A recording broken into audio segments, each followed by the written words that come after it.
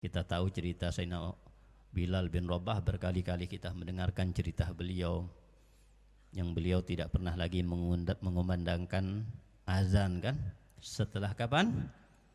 Wafatnya Nabi Muhammad SAW.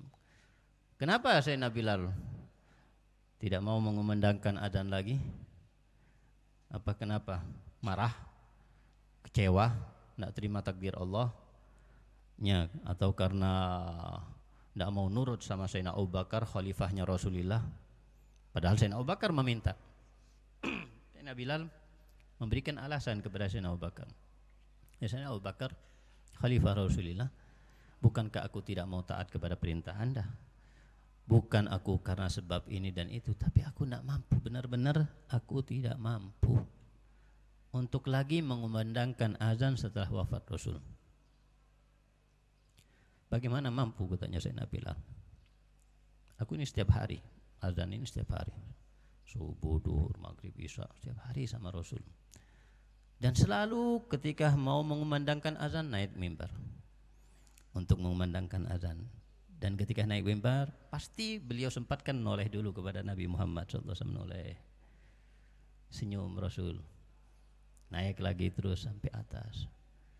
Dan seringkali subuh beliau yang nyusul Nabi Muhammad SAW di rumah beliau. Dan ketika beliau wafat, aku tidak bisa lagi naik tangga tersebut. Pasti aku akan ingat kepada wajah Nabi Muhammad. Pasti aku tidak mampu. Pasti aku akan tidak mampu melanjutkan azan ketika mengucapkan nama Nabi Muhammad SAW, menikmati. Ternyata Nabi Muhammad tidak ada lagi yang bisa, yang biasa dilihat oleh beliau. Dan itu kecintaan Sayyidina Bilal, sehingga beliau bahkan meminta izin kepada Sayyidina Abu Bakar Siddiq untuk hijrah, tidak akan tinggal lagi di Madinah. Bukan alasan karena tidak suka dengan Madinah. Siapa yang tidak suka dengan Madinah? Kota kekasih beliau, kota yang beliau cintai, manusia yang paling dihormati oleh Sayyidina Bilal. Tapi beliau tidak mampu melihat bekas-bekas atau asar yang pernah beliau lihat. Di situ ada Nabi. Melihat rumah, di situ pernah melihat Nabi. Melihat masjid, di situ Nabi setiap hari sholat di masjid. Lihat mimbar, di situ Nabi selalu di atas mimbar. Lihat di pasar, Nabi pernah dilihat di pasar. Jadi mengingatkan Nabi susah, hidup tidak bisa di Madinah. Buat Sayyidina Bilal ini tidak mampu, sehingga harus hijrah, sehingga tidak bisa melakukan aktivitas di Madinah karena selalu ingat Nabi. Di Syam, pergi jauh dari Madinah bertahun-tahun, sampai Nabi sendiri yang ngajak ke Madinah. Dan dalam mimpi Sayyidina Bilal ditegur oleh Nabi Muhammad SAW, ya Bilal, ma hazihil jafa wa ma hazal jafa. Ya Bilal, kenapa kau menjauh dariku, katanya Rasulullah SAW ini. Kenapa Nabi menegur Sayyidina Bilal? Karena Nabi mencintai Sayyidina Bilal. Sayyidina Bilal lama tidak ke Madinah, Sayyidina Bilal lama tidak berziarah, maka Nabi yang negur, Nabi yang ingatkan. Artinya kalau orang dicintai, kalau lama tidak ketemu, dia akan ditanya, dia akan diingatkan, kenapa ente tidak lama tidak kesini, kenapa ente tidak ketemu anak, kenapa ente tidak muncul-muncul, kenapa anak lama tidak melihat ente. Itu tandanya dia ada di hatinya, dicintai. Tapi kalau tidak dicintai, mau 10 tahun tidak ketemu pun tidak bakalan ditanya. Sayyidina Bilal dicintai oleh Nabi. Nah, hadzal jafa ya Bilal, ama ana laka antazurana, bukankah sudah waktunya Anda wahai Bilal untuk datang dan berziarah kepada kami. Bangun dari mimpi, langsung beliau mempersiapkan diri untuk ziarah ke Madinah. Perjalanan panjang, ziarah ke Madinah dengan membawa bekal seadanya. Dan Sayyidina Bilal mulai mendekati Madinah itu sudah menangis, tidak kuat melihat gunung-gunung Madinah, melihat ada Jabal Mufarrihah. Itu Jabal Mufarrihah, kalau sudah kita melewatinya, maka kita akan melihat dari gunung tersebut pemukiman di Madinah, kota di Madinah. kalau sudah sampai gunung tersebut. Dan rata-rata kalau sudah orang-orang yang ingin berziarah atau yang mau masuk kota Madinah, kalau sudah sampai gunung ini semangat untuk lebih cepat jalannya, untuk lebih lari lagi jalannya, jalan tunggangannya, bahkan tunggangannya sendiri sudah paham. Kalau sudah sampai gunung ini namanya Gunung Farihah, karena dikatakan yufarrih zuwar, yufarrih zuwarin Nabi sallallahu alaihi wasallam.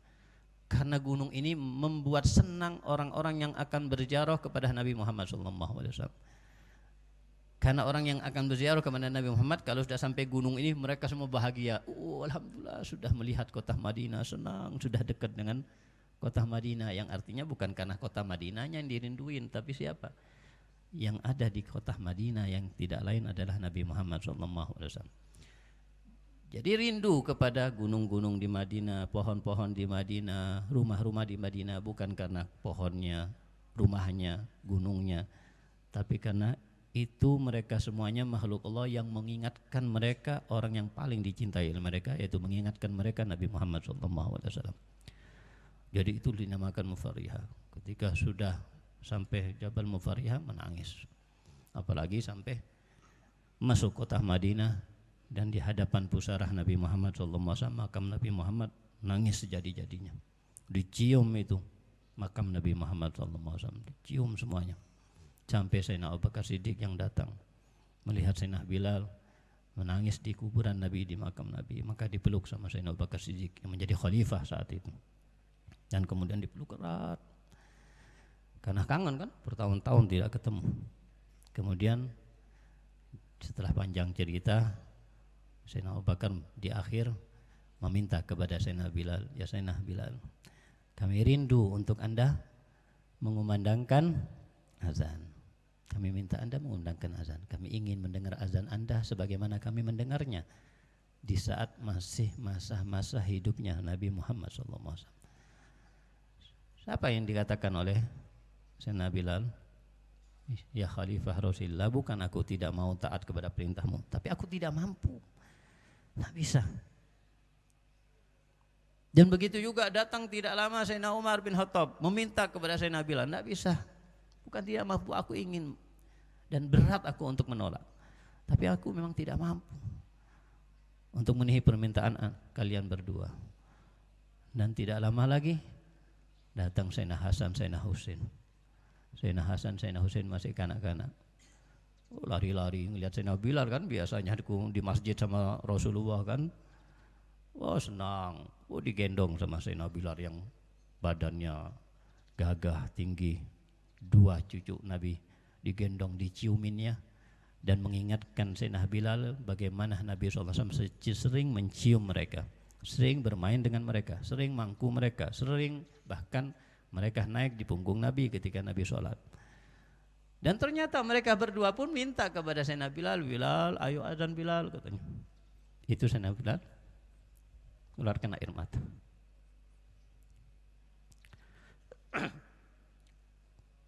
Dan mengatakan, kalau kalian berdua, aku menolak permintaan kalian berdua. Aku takut itu akan membuat Nabi SAW tidak suka kepada aku, karena kalian berdua adalah kecintaan Nabi Muhammad, anak cucu Nabi Muhammad.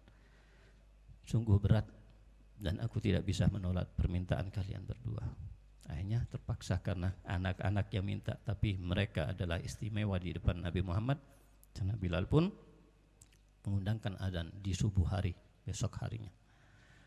Sayyidina Bilal azan, semuanya orang yang di rumah-rumah ini kaget. Kenapa? Karena mereka seakan-akan kembali lagi kepada masa di mana Nabi SAW hidup. Mendengar suara Bilal azan ini seakan-akan mereka di masa Nabi hidup, sehingga mereka mengatakan, Abu Ihsan Nabi SAW. Apa Nabi diutus kembali oleh Allah? Apa Nabi hidupkan kembali oleh Allah Subhanahu wa taala? Karena sudah terbiasa kalau sudah suara Bilal itu zaman Nabi itu sudah. Sehingga mereka semangat untuk ke masjid, berlari-lari, mereka bergegas-gegas untuk berangkat ke masjid, laki, perempuan, tua, muda, anak-anak, subuh ini. Ternyata Sayyidina Bilal yang berkumandang. Ya, dan kita tahu Sayyidina Bilal pun di saat itu tidak sampai melanjutkan adanya karena sampai menyebut asyhadu anna Muhammadar, itu keingat Nabi Muhammad, keingat biasanya menoleh ada Nabi Muhammad. Tapi di saat itu beliau tidak kuat lagi menahan tangisannya sampai tidak bisa melanjutkan azan. Nah, ini contoh bagaimana Sayyidina Hasan sangat dicintai oleh Nabi Muhammad SAW.